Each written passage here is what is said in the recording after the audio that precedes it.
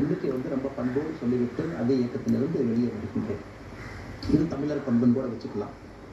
வெளியே சென்றாலும் கூட மரியாதையோடு சொல்லிவிட்டு செல்வது நம்முடைய பண்பு என்பதுதான் எனக்கும் இலக்கணமாக இருந்திருக்கிறது.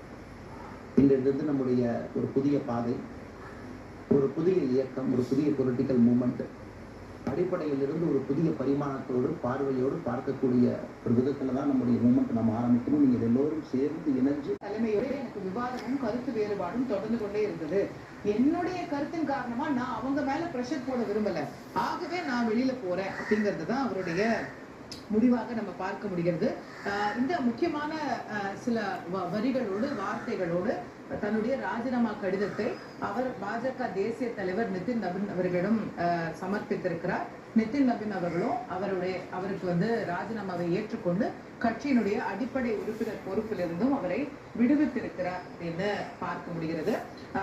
நம்முடைய செய்தியாளர் ரமேஷ் கூடுதல் விவரங்களோடு இணைகின்றார்னு புரிஞ்சுக்கிறேன். ரமேஷ், நீங்க வீட்டுல இருக்கிறீங்களா? இந்த கடிதத்துல அவர் சொல்லியிருக்கக்கூடிய முக்கியமான அரசியல் பார்வைகளாக இல்ல அவர் சொல்ல விரும்பக்கூடிய மெசேஜாக நம்ம எதை எடுத்துக்க முடியுது ரமேஷ்?